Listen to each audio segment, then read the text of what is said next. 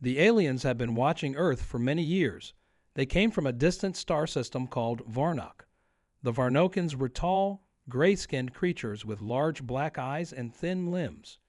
They believed they were the most advanced species in the galaxy. To them, humans were small, weak, and primitive. In the council chambers of their massive warship, the Varnokian leaders met to discuss their plan. Their leader, High Commander Zorvok, stood at the center of the room. He looked at the glowing image of Earth on the screen in front of them. "These humans have been expanding too quickly," Zorvok said, his voice cold and sharp. "They are spreading across the stars, and soon they may become a threat.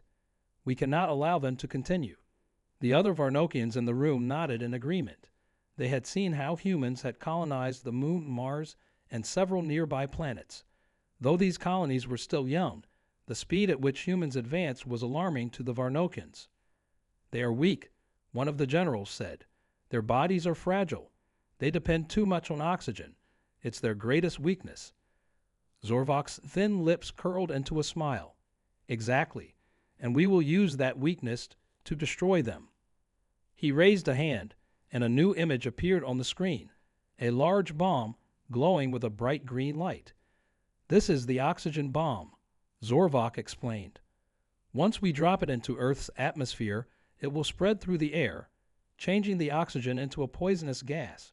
The humans will have no chance to survive. Their bodies will fail within hours." The room was filled with murmurs of approval. The Varnokans believed they had created the perfect weapon. They had tested the bomb on other planets with oxygen-rich atmospheres, and every time, the living creatures on those worlds had perished within a day. Zorvok was confident. "Humans are clever, but they rely too much on their technology. Their bodies are not strong enough to adapt to such a sudden change. Once the bomb is deployed, they will panic, and when they are weak and struggling, we will strike. It will be an easy victory." The Varnokans prepared their fleet. Massive ships filled with soldiers, weapons, and most importantly, the oxygen bomb moved into position. They were sure this mission would be quick and simple. In their minds, humans were nothing more than a minor inconvenience that needed to be wiped out. "We must be careful," warned a scientist named Karvik, one of the few Varnokians who had studied human behavior closely. "Humans are known to be unpredictable. They have survived challenges before, even when the odds were against them." Zorvok waved away the warning. "They may be resilient in small battles, but this is different. They will not survive without oxygen. Our plan is flawless." The fleet was now ready, hovering just outside Earth's atmosphere. Zorvok gave the final order: "Begin the attack." One of the smaller ships carrying the bomb moved forward. The Varnokians watched from their warship as the bomb was released. It fell through the sky, glowing brighter as it got closer to Earth. When it reached the atmosphere, the bomb exploded with a silent flash of green light. The poison began to spread, slowly at first, then faster. The Varnokans could already see the effects from their monitors. The skies over major cities on Earth started to change color, turning red and dark as the gas mixed with the air. "Look at them," Zorvok said, a grin spreading across his face. "They don't even realize what's happening yet." From space, the humans looked like ants scrambling to find cover. The Varnokans waited, ready to watch the fall of humanity. In their minds, the humans were doomed.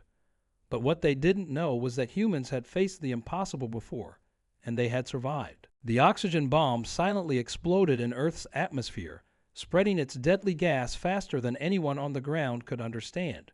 From the alien warship high above, the Varnokans watched the red clouds swirl and grow over Earth's cities.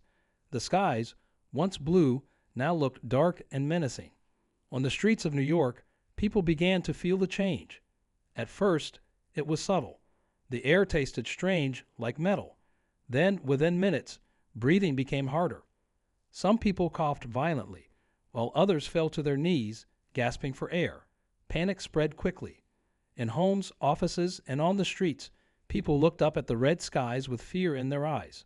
The news channels broadcasted live footage, but even the reporters didn't fully understand what was happening. "It's like the air is poisoned," one reporter shouted into the camera. clutching at his throat before collapsing on live television. Across the world, it was the same scene. People fled indoors, hoping to escape the strange air, but it was everywhere. The poison had already spread too far. Up in the Varnokian ship, High Commander Zorvok watched with satisfaction. "It has begun," he said, his voice calm and cruel. "The humans are falling just as we expected." Around him, the other Varnokians celebrated. They cheered as they saw humans collapse, unable to breathe. The war was over before it even started, they thought. The oxygen bomb was working perfectly. Soon, Earth would be theirs, and the humans would be wiped out. But Zorvok's victory celebration was interrupted by one of the ship's operators. "Commander, we're picking up unusual human activity." Zorvok frowned. "Unusual? What do you mean?" The operator pointed to the screen. "Look, the humans, they're still moving." Zorvok stared at the display in disbelief. On the screen, he could see small groups of humans gathering in certain areas, wearing masks and strange devices on their faces. He watched as these humans helped others who were struggling to breathe. They were setting up shelters and using machines to clean the air. "Impossible," Zorvok muttered. "They should be choking, dying. How are they still standing?" What the Varnokians didn't know was that the moment the skies turned red, Earth's governments and scientists had sprung into action. They realized the air had become toxic and immediately began working on ways to protect people.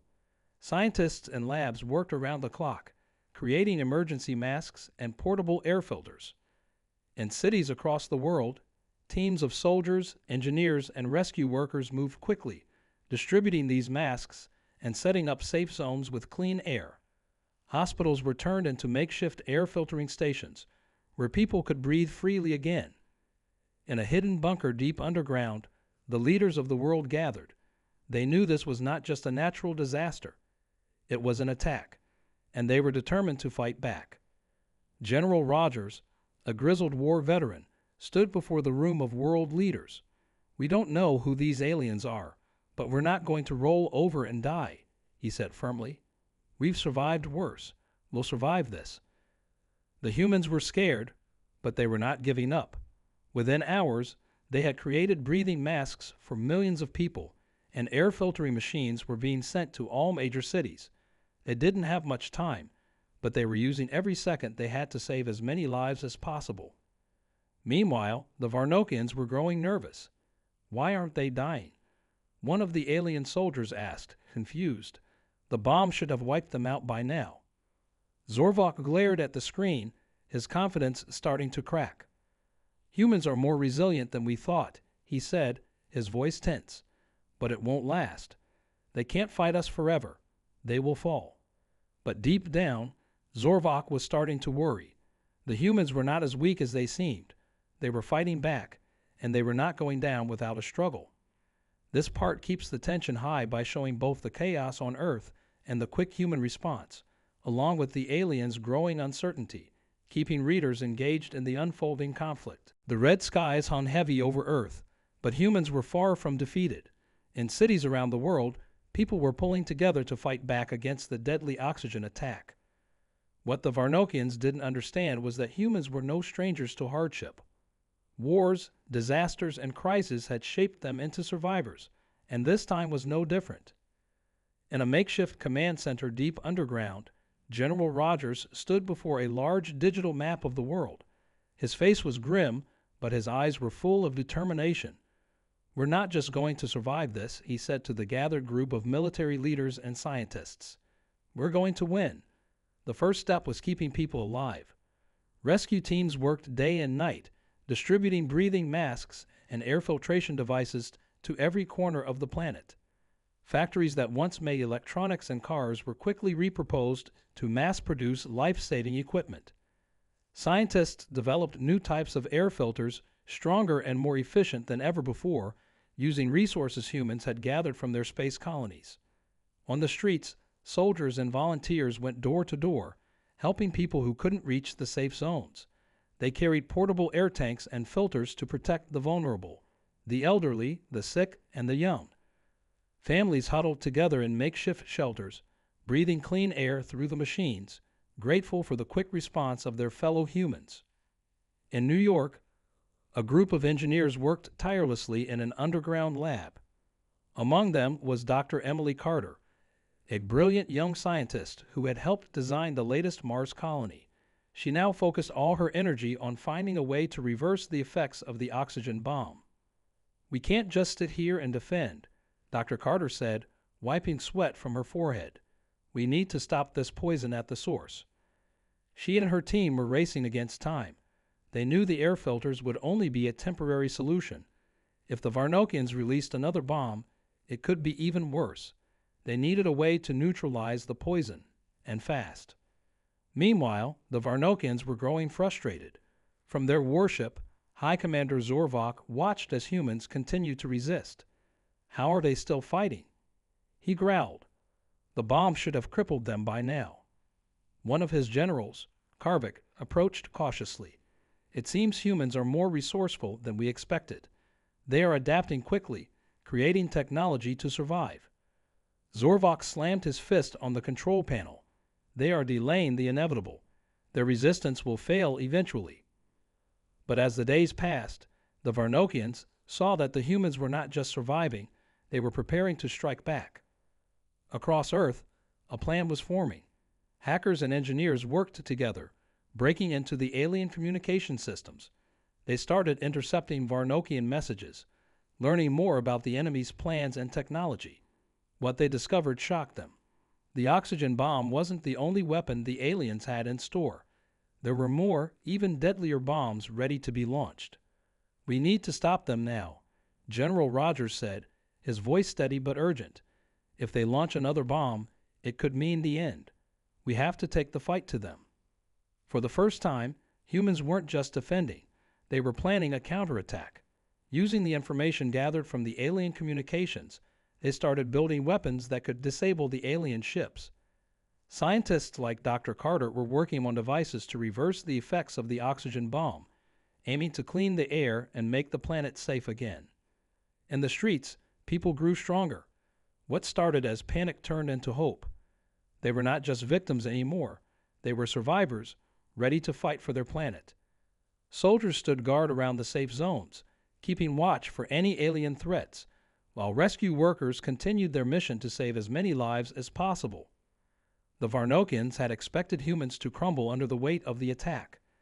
But what they hadn't counted on was the human spirit, their ability to resist, adapt, and push forward even in the darkest of times. Zorvok watched Earth from his ship, his confidence fading. "They're still alive," he whispered to himself, unable to believe it. How? The humans were not just surviving, they were preparing to win. This part focuses on the human response to the alien attack, highlighting their resilience, teamwork, and ability to adapt, while setting the stage for the upcoming counterattack. Earth had been under siege, but humans were no longer on the defensive. After days of fighting for survival, they were ready to strike back. In hidden bunkers and secret labs, the best minds on the planet worked night and day to find a way to stop the Varnokians once and for all. The time for action had come. General Rogers stood at the center of the underground command center, surrounded by screens displaying maps and data. His voice was calm but filled with determination. "We've gathered enough intelligence on the alien fleet," he said to his team of military leaders. "We know where their ships are, and we know how to hit them." Thanks to the hackers who had broken into the Varnokians' communication systems, humans had learned the layout of the alien fleet. They discovered that the Varnokian warships were connected by a central control system. If they could disable it, they could cripple the entire fleet. In one of the underground labs, Dr. Emily Carter and her team had been working nonstop. They had developed a new weapon, a virus designed to attack the Varnokians' technology. It was a digital virus, one that could infect their ship's systems and cause them to shut down. "We've tested it on the data we intercepted from their communications," Dr. Carter explained to General Rogers during a briefing. "The virus can spread through their entire fleet in minutes. Once it's in their system, they won't be able to control their ships." General Rogers nodded. "Good. We'll hit them where it hurts." The plan was set. A small team of elite soldiers would infiltrate one of the Varnokian ships using stealth technology humans had developed for deep space missions. Their mission: plant the virus directly into the alien control system. It was risky, but it was their best chance to win the war. As night fell, the human counterattack began. The stealth shuttle, loaded with a team of soldiers and engineers, launched into space. Their target was a smaller Varnokian ship near Earth's orbit, one that was heavily guarded but essential to the alien fleet's operations. Captain Sarah Mitchell, a skilled pilot with years of experience, led the mission. "Stay sharp," she said to her team as they approached the alien ship. "We get in, plant the virus, and get out." The stealth technology kept their shuttle invisible to the Varnokian sensors. They slipped through the alien defenses and docked quietly onto the ship.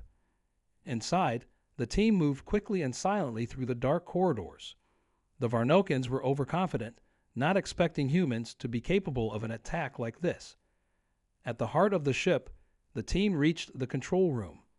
With careful precision, the engineers hooked up the virus to the alien systems. Lights flickered as the virus spread through the ship's network. Back on Earth, General Rogers and Dr. Carter watched as the virus did its work. "It's spreading," Dr. Carter said, her eyes glued to the screen. "They won't know what hit them." Suddenly, on the Varnokian warship, alarms began blaring.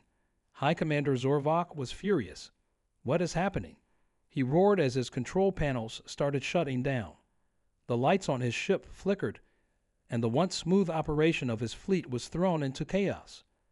"The humans, they've done something to our systems," one of the Varnokian engineers shouted, panic in his voice. Zorvok's confidence shattered. He had never expected humans to fight back like this. How? How did they get past our defenses? As the virus spread, one by one, the alien ships began losing power. Their weapons stopped working, and their engines shut down. The once mighty Varnokian fleet was now vulnerable. On Earth, cheers erupted as the news spread. Humans had struck back, and the Varnokians were powerless. The skies that had once been filled with fear were now filled with hope. Captain Mitchell and her team escaped the alien ship just in time, watching from a distance as the Varnokian fleet faltered. "We did it," she whispered, a small smile on her face. For the first time since the attack began, humans had the upper hand. The Varnokians, who had come to Earth thinking they would conquer with ease, were now facing defeat. But the fight wasn't over yet. This part focuses on the human counterattack, highlighting their bravery, resourcefulness, and technological innovation, while showing the aliens' growing fear and vulnerability. The suspense builds as the humans turn the tide of the battle, keeping the reader engaged. The atmosphere on Earth was charged with excitement. News of the successful counterattack spread quickly, filling people with hope. They had turned the tide against the Varnokians. However, the fight was far from over. The alien fleet was still looming above, and High Commander Zorvok was determined to reclaim control. Inside the Varnokian warship, Zorvok paced back and forth, his mind racing. His once mighty fleet was in chaos, and his soldiers were in a state of panic. "We cannot allow these humans to win," he shouted to his remaining commanders. "They are weak and unworthy, but they have proven resourceful. We must retaliate." Zorvok ordered the remaining functional ships to regroup and prepare for a final assault. "We will strike hard and fast. Show them the true power of the Varnokians." Meanwhile, down on Earth, General Rogers and Dr. Emily Carter were strategizing their next move. They knew the Varnokians would retaliate, and they had to be ready. "We have them on the ropes, but we can't let our guard down," Rogers said, his voice steady. "We need to strike before they can recover." In military bunkers around the world, humans rallied together. Soldiers and civilians alike came together to create a plan. They would use the momentum from their recent victory to launch a coordinated attack on the remaining Varnokian ships. In a matter of hours, fighter jets equipped with advanced weaponry were readied. The world watched as these jets took to the skies, their engines roaring with purpose. Thousands of people gathered to witness this moment, cheering for their pilots, heroes in their eyes. Captain Sarah Mitchell, the leader of the team that had planted the virus, found herself in the cockpit of one of the jets. "This is our chance to finish this," she told her crew. "We need to hit them hard and not give them a chance to recover." As the jets soared into the sky, the pilots communicated with each other through their headsets. "We have a clear path to their command ship," one pilot said. "Let's end this war." The humans executed their plan flawlessly. They launched a surprise attack on the regrouped Varnokian ships, catching them off guard. The skies were filled with the sound of engines and the brilliant flashes of weapons fire. From the control room of the Varnokian command ship, Zorvok watched in horror as the humans attacked with fierce determination. "They are relentless," he shouted, but it was too late. The humans had already breached the defenses of several alien ships. With each successful strike, the Varnokian ships began to fall. One by one, they lost power and control, crashing into each other or falling into the dark void of space. The humans fought with everything they had, fueled by the desire to protect their home. On the ground, the cheers grew louder. People watched as the battle unfolded in the skies above them. They held their breath, praying for their pilots' success. Families huddled together, watching their screens, feeling the weight of the moment. As the final Varnokian ship fell, a loud cheer erupted from the command center. General Rogers raised his arms in victory. "We did it! We've won!" he shouted, his voice echoing through the room. The news quickly spread across the globe. Humanity had defeated the Varnokians. People flooded the streets, celebrating their victory. There were parades, fireworks, and gatherings in every city as joy replaced fear. But for General Rogers and Dr. Carter, the victory was bittersweet. They knew the price of war. Lives had been lost, and the world would need to heal. Yet in their hearts, they felt a new sense of unity. "We've shown them what we're made of," Dr. Carter said, looking at the crowd. "This victory is a new beginning for humanity. We will rebuild and grow stronger." As the sun set on that day, the world looked different. The skies were no longer filled with dread but with hope. Humanity had faced its greatest challenge and emerged victorious. They had proven their resilience, creativity, and strength. The Varnokians may have underestimated them, but the humans had shown that they were not to be trifled with. The fight was over, but the journey had just begun. Together, they would rise from the ashes of war, ready to explore the stars and face whatever challenges lay ahead. This final part wraps up the story with a triumphant conclusion, emphasizing humanity's resilience and unity while acknowledging the cost of their victory. It leaves readers with a sense of hope for the future.